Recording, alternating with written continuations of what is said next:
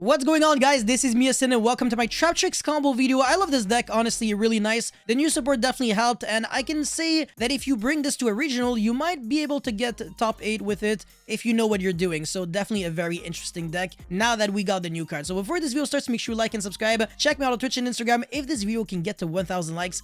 I'll also be making a live stream on this deck, so definitely don't miss out on that and smash the like button right now. I believe in you, Jeffrey. Now let's get right into it. So I think you already know this, but Traptrix is not like a combo heavy deck. It's really just a trap deck. So I'll show you guys all the potential interactions that will definitely come up. But yeah, the first one, very simple. Pudika and Mantis. Look at what you can do. So normal summon the Pudika, which searches the field spell. And this card is pretty much like an extra normal summon. So like a double summon or like Brilliant Fusion into Seraphinite.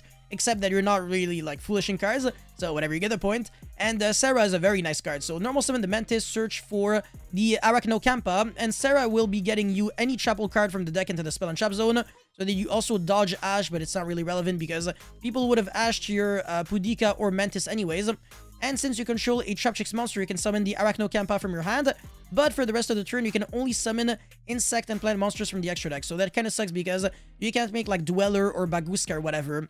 But yeah, Rafflesia is still pretty good. So yeah, very simple 2-card combo that you can end on Sarah, Rafflesia, Floodgate Chapel, and the field spell. Not too bad, not too bad. That's already a +2. I will take that any day of the week. Alrighty, so for combo number 2, I think most people already know how powerful a card like, you know, the Phantom Knight of Shade Brigandine is in this deck.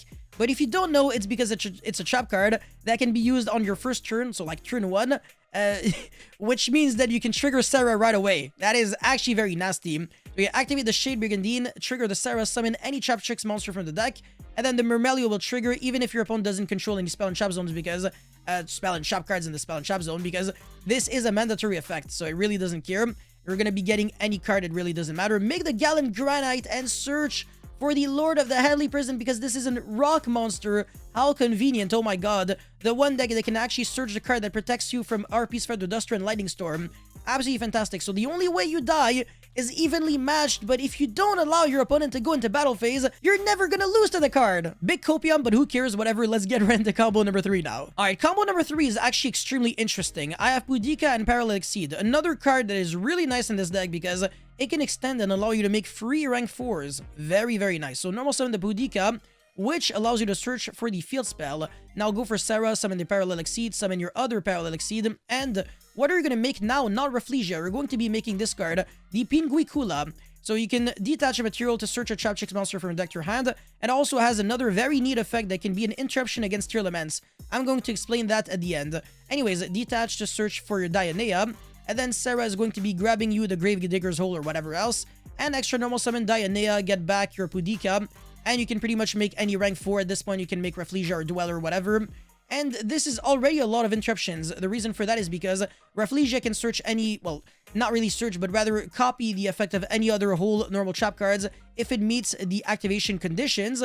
So like whatever, your opponent normal summons a monster with 1500 attack or more, you can go Rafflesia effect, send Bottomless Chapel, and apply the effect of Bottomless as kind of like a monster effect. So there's already that, and also thanks to Rafflesia, the other Traptrix monsters cannot be targeted or destroyed by card effects or by battle, and the first time any monster would be destroyed by battle, the field spell actually protects it, so that's really cool as well. The Grave Digger's Hole is the card that you're getting with the Sarah. And finally, the Pinguicula is another interruption because let's just say that your opponent goes normal summon Reno Heart and then use its effect to send like Tier Elements off Venus, and then uses the effect of off Venus. You go Chainlink 2, Pinguicula, attach the off Venus from the graveyard into Pinguicula, and that way it's kind of like going to resolve with no effect, and your opponent will not be able to, well, it's just not going to resolve technically. It's just not going to be doing anything because your opponent has to like return back the Tier Elements monster from the graveyard into the bottom of the deck in order to fuse. So this is a very nice card to counter Tier Elements in a way, on top of getting your engine started, because every single turn you keep searching Traptrix monsters, and it's a generic level 4 monster, so sometimes all you have is just a bunch of Shade Brigandines, or like Shade Brigandine with like Paralytic Seed, and you can still play the game by going whatever, Link Spider into Paralytic Seed, and then summon your 2 monsters, etc. So the world is your oyster if you know what you're doing. But yeah, that's pretty much it for this one. let's get right into combo number 4 now. Alrighty, combo number 4, my hand is absolutely stacked. I have Pudika as well as Paralytic Seed, 2 trap cards, and Prosperity. So I'm going to keep the Prosperity for the end because I want to deck thin and not really reveal cards that I'm going to be searching anyways. So, you know, I don't really need to like excavate the field spell or Paralytic Seed. So I'm going to be going for these cards anyways, especially knowing that I have an extra normal summon. And I'm going to be searching for the Myrmelio with the Pinguicula. Extra normal summon to search whatever another trap hole card. I already have the Gravedigger's Hole, and I'm going for the Delusion. And Prosperity is going to be getting me the Shade Brigandine, which is extremely absurd now, because I can summon a monster from the deck and now make the Gallant, search the Lord of the Heavenly Prison to protect myself from Duster, banish the Gallant Granite, revive back the Traptrix Myrmelio, destroy another spell or trap card my opponent controls, if that matters, if I'm going second, whatever. And so this is actually really cool because it is the best way to utilize that part of the effect of the Orchard, because the extra normal summon is obviously always relevant, but the effect to revive back a monster, you still need to like use your brain and like know when to use it, because if you're banishing a Traptrix to revive back a Traptrix, it really doesn't do anything. But banishing a card like Gallant Granite, which already accomplished its purpose, is definitely very nice. So now we can make the Redoer and then activate the Lord of the Heavenly Prison, set a bunch of back row, and we have 6 Interruptions now. Actually, if you have the Pudika in the deck, this is 7 Interruptions, because you have, again, the card that hurts Tier Elements. You have a Redoer, which can Phoenix Wing Wind Blast a card your opponent controls into, like, the top of the deck. So very nice because of the Shade Brigandine underneath. And then you have 4 trap cards, so obviously Lost Wind, Delusion, Gravedigger, Solemn Strike. And if you're using a trap hole normal card, you can summon the Pudika from the deck in order to banish a monster your opponent controls temporarily until the next standby phase. So yeah, very, very nice board and huge follow-up as well. And everything is protected by you know, thanks to Lord of the Lord of the Heavenly Prison. Oh my, I'm so stupid. Anyways, let's get right into combo number 5, the 5th and final one now. Before proceeding into this combo, friendly reminder, of course you already know it, to like and subscribe. I really appreciate you guys. And now let's get right into it. So Fenrir, Paralytic Seed, Mentis, Shade Brigandine, and Orchard.